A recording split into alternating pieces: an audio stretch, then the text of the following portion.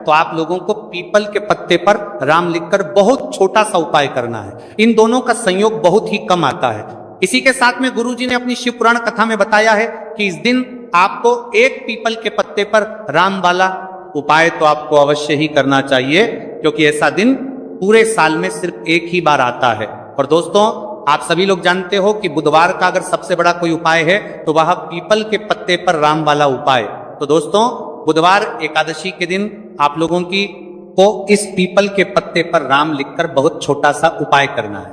बहुत सारे लोग होंगे जिन लोगों ने इस उपाय को ना किया हो, मतलब पूरा साल निकल गया, उन्होंने किसी भी दिन इस पीपल के पत्ते पर राम वाला उपाय को ना किया।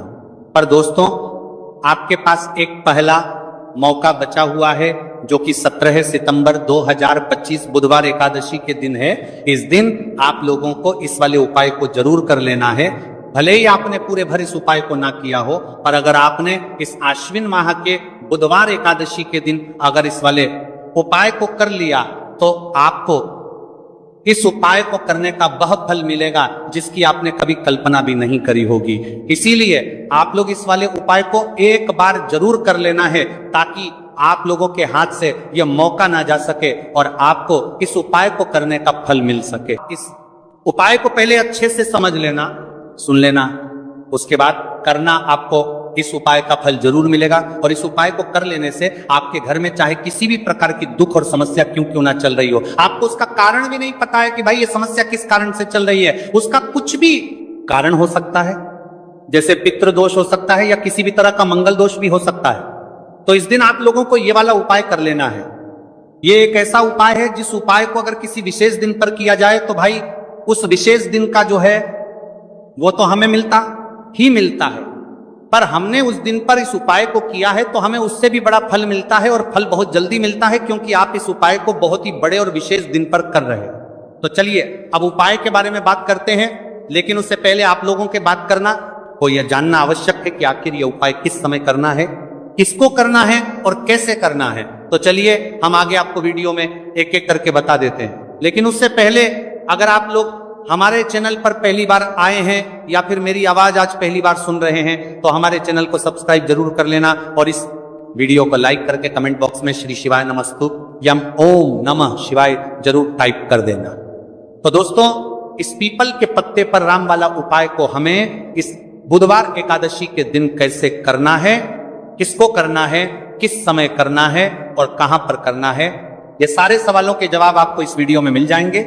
और जो ये वीडियो देखेगा भाई, उसको पीपल के पत्ते पर राम वाला उपाय जरूर करना चाहिए, क्योंकि इस दिन पीपल के पत्ते का भी बहुत ही बड़ा और विशेष महत्व होता है। आ जाए पीपल के पत्ते पर राम वाला उपाय की तो ये सोने पर सुहागा वाली बात हो जाती है, और ये एक बहुत ही बड़ा उपाय हो जाता है इस बुधवार का। तो अब दोस्तों, इस पीपल के पत्ते पर राम वाला उपाय को आखिर करना किसको है, सबसे पहले हम लोग वो बात जान लेते हैं। तो देखो, घर की जो बड़ी माताएं बहनें होती हैं, उन माताओं बहनों में से कोई भी एक बड़ी माता बहन इस वाले उपाय को कर सकती है। और दोस्तों, अगर आप चाहे तो अपने घर में से सभी सदस्यों को भी इस उपाय को करवा सकते हैं। अगर किसी व्यक्ति की खुद की कोई मनोकामना है, खुद की कोई दुख और परेशानी है जो कि वह अपने लिए ही करना चाहता है, इस वाले उपाय को तो वह खुद अपने लिए भी कर सकता है। बाकी अगर कोई घर में से ऐसा है जो कि अपने पूरे घर परिवार की सुख और शांति के लिए यह वाला उपाय करना चाहता है, तो भाई वह भी कर सकता है, उसमें भी कोई दिक्कत नहीं आएगा। जब बुधवार में आप इस छोटे से उपाय को करेंगे तो देखिए, आज की वीडियो विशेषकर उन लोगों के लिए ही है जो अपने जीवन में शत्रुओं से और दुश्मन से बहुत ज्यादा परेशान हो चुके हैं। देखिए, जगत जननी मां जगदम्बा का हम बुधवार में पूजन करते हैं और उनसे जुड़े हुए उपाय करते हैं। साथ ही साथ आपको बता दें कि बुधवार में संकट मोचन हनुमान जी का पूजन करने से और उनसे जुड़े हुए कुछ उपाय करने से जीवन के बड़े से बड़े कष्ट भी क्षण भर में दूर हो जाते हैं। तब बहुत कम समय में आपके शत्रु और आपके विरोधी आपके जीवन से दूर हो जाएंगे। आपके दुश्मन लाख कोशिश करने के बाद भी आपका बाल भी बांका नहीं कर पाएंगे, अगर आप बुधवार में इस छोटे से उपाय को कर लेते हैं। अब देखिए, आज का जो समय है ये कलयुग का समय है, और कलयुग के एकमात्र देवता जो अपने भक्तों के जीवन से सारे कष्टों को दूर कर देते हैं वह स्वयं है संकट मोचन हनुमान जी। और संकट मोचन हनुमान जी का पूजन अगर आप बुधवार में करते हैं और उनसे जुड़ा हुआ ये छोटा सा उपाय अगर आप बुधवार में किसी भी दिन कर लेते हैं तो ऐसा समझ लीजिए, आपके जो शत्रु हैं, आपके जो विरोधी, आपके जो दुश्मन हैं, ये किसी भी तरह से आपको परेशान करने का प्रयास कर लें, आपका बाल भी बांका नहीं कर पाएंगे। दूसरी चीज, अगर आपके शत्रु ने आपके ऊपर कोई भी तंत्र मंत्र करवा रखा है, कोई भी जादू टोना, कोई भी ब्लैक मैजिक आपके ऊपर करवा दिया है या करवाने का प्रयास कर रहे हैं, ऐसा समझ लीजिए वह किया कराया आप तक पहुंचेगा ही नहीं। और अगर आप तक पहुंच गया है, कोई भी ब्लैक मैजिक तुरंत हट जाएगा जब आप इस छोटे से उपाय को बुधवार में करेंगे। देखिए, उपाय छोटा है लेकिन बहुत महादिव्य चमत्कारी है। मतलब उपाय को करने में ना तो आपका ज्यादा समय जाएगा, ना ही इसमें आपके ज्यादा पैसे लगने वाले हैं। और ऐसा समझ लीजिए कि एक बार ही अगर आपने इस उपाय को बुधवार मंत्री कर लिया तो इसका महादिव्य चमत्कार आप खुद देख लेंगे। तो बुधवार के जो 9 दिन होते हैं ये बहुत ही सिद्ध दिन होते हैं। मतलब बुधवार के दिनों में 9 माता रानी हमारे घरों में आती हैं, अपने भक्तों के जीवन से कष्टों को दूर करती हैं। साथ ही साथ आपको बता दें कि बुधवार के टाइम पर जब भी आप संकट मोचन हनुमान जी के उपाय करते हैं तो मां दुर्गा की आपको असीम और विशेष कृपा मिलती है। मां दुर्गा आपसे बहुत जल्दी प्रसन्न होती हैं और आपके सारे संकटों को वह दूर कर देती है। तो पीपल के पत्ते में और पीपल के पेड़ में होता है। देवी देवताओं का वास पीपल के पेड़ में, श्री हरि विष्णु साक्षात मां लक्ष्मी वास करती हैं। पीपल के देव में हमारे पितरों का वास होता है। पीपल का जो पेड़ होता है इसका पूजन करने से शनिदेव की कृपा, उनका आशीर्वाद मिलता है। और पीपल का पत्ता जो है इसका उपाय बुधवार में करने से व्यक्ति के जीवन से बड़े संकट और कष्ट दूर हो जाते हैं, जिसमें कि शत्रु और आपके दुश्मन जो हैं ये पूरी तरह परास्त हो जाएंगे और कभी भी आपका कुछ नहीं बिगाड़ पाएंगे अगर ये उपाय आप करते हैं। तो देखिए, ये उपाय स्त्रियां भी कर सकती हैं, पुरुष भी कर सकते हैं। किसी भी दिन आप इस उपाय को कर सकते हैं, ठीक है ना। इसमें दिन आपको नहीं देखना है कि किस दिन करें, जिस दिन आप चाहा उस दिन इस उपाय को आप कर सकते हैं। तो बुधवार एकादशी के दिन आपको पीपल का पत्ता तोड़ना नहीं है, उससे एक दिन पहले ही तोड़कर आप पीपल का पत्ता ले आए, या गिरा हुआ जो पत्ता होता है पीपल का वो आप ले लें, ठीक है ना। बस इस चीज का आपको ध्यान रखना है कि बुधवार एकादशी के दिन पीपल के पेड़ से कोई भी पत्ता हम नहीं तोड़ते हैं। इस चीज का आपको विशेष ध्यान रखना है। तो आपको लेना है पीपल का एक पत्ता और शुद्ध जल से उसे साफ कर लेंगे। अगर पीपल के पत्ते पर हो तो वह हट जाए, फिर गंगा जल का थोड़ा सा छिड़काव यानी थोड़ी सी छींटे आपको इस पीपल के पत्ते पर मारनी है और इस पीपल के पत्ते को फिर कपड़े से पोंछकर आपको साफ कर लेना है, बिल्कुल सूखा लेना है। अब आपको लेना है थोड़ा सा सिंदूर, जो केसरिया वाला सिंदूर आता है, जो हम संकट मोचन हनुमान जी को चढ़ाते हैं, वह केसरिया सिंदूर आपको लेना है।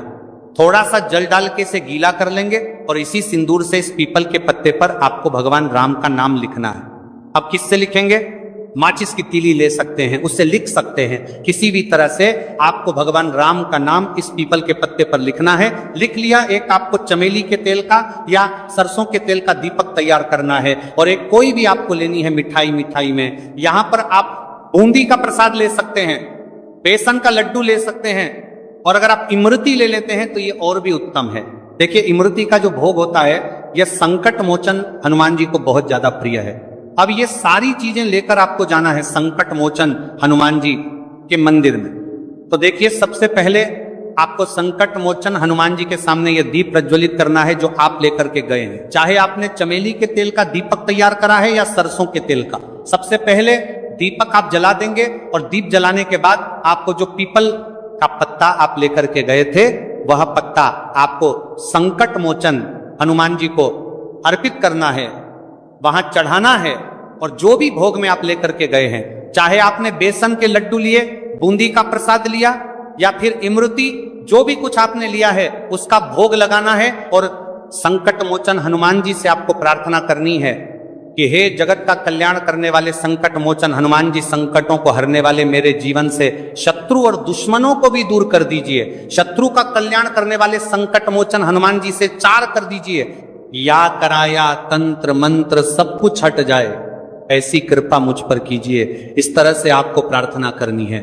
और 108 बार जय श्री राम, जय सीताराम, जय श्री राम, जय सीताराम, जय श्री राम, जय सीताराम, इस तरह से आपको जयकारा लगाना है। क्योंकि भगवान राम का नाम संकट मोचन हनुमान जी को सबसे ज्यादा प्रिय है तो जयकारा लगा देंगे। और देखिए, अगर एक बार हनुमान चालीसा पढ़ पाए तो आप एक बार हनुमान चालीसा ऐसा ऐसा जरूर पढ़ें, ठीक है ना। ज्यादा बार नहीं तो एक बार जरूर पढ़ें। जयकारा तो आपको बिल्कुल से लगाना है। और इस छोटे से उपाय को किसी भी दिन कर लीजिए, सुबह कर लीजिए, शाम को कर लीजिए, और किसी भी दिन, जैसे बुधवार की तिथि जो होती है ना, ये बहुत बड़ी होती है, आप उस दिन भी इस उपाय को कर सकते हैं, जरूर से करें। शत्रुओं और दुश्मन आपके जो विरोधी हैं, ये पूरी तरह चारों खाने चित हो जाएंगे और आपका बाल भी वहां का नहीं कर पाएंगे। तो देखिए, इस उपाय को आप 9 दिन भी कर सकते हैं, 2-3 बार भी कर सकते हैं। अगर आप ज्यादा बार नहीं कर पा रहे हैं तो एक बार आपको इस उपाय को जरूर से करना चाहिए। तो देखिए, इस उपाय को करने से जो आपके सामने से शत्रु हैं वह भी परास्त हो जाएंगे। जो पीठ पीछे वार करते हैं, पीठ पीछे तंत्र मंत्र करवाते हैं, वह शत्रु भी चारों खाने चित्त हो जाएंगे। बस छोटा सा उपाय है, जरूर करें।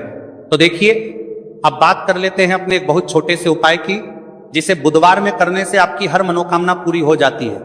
ये उपाय आप अपने घर पर ही कर सकते हैं, कहीं जाने की आप आवश्यकता नहीं है। कोई भी ऐसी विश जो बहुत लंबे समय से अधूरी है, पूरी नहीं हो रही है, या धन को लेकर आप बहुत परेशान हैं, या घर में संकट कष्ट बहुत आते हैं, बीमारियां बहुत आती हैं, तो एक लाल पुष्प, जैसे कि गुलाब का फूल भी लाल होता है, आप जरूर से अपने घर के मंदिर में मां दुर्गा को अर्पित करें और एक देश घी का दीपक लाल बाती का जलाकर मां का पूजन करें। बुधवार में अगर लाल रंग से जुड़ा हुआ ये उपाय आप करते हैं, आपकी सारी मनोरथ, सारी मनोकामनाएं मां पूरा कर देंगी, क्योंकि लाल रंग मां दुर्गा को बहुत प्रिय है। लाल पुष्प और लाल रंग की बाती का दीपक आपकी बड़ी से बड़ी मनोकामना को भी पूरा कर देगा। बुधवार में यह उपाय आप किसी भी दिन कर सकते हैं।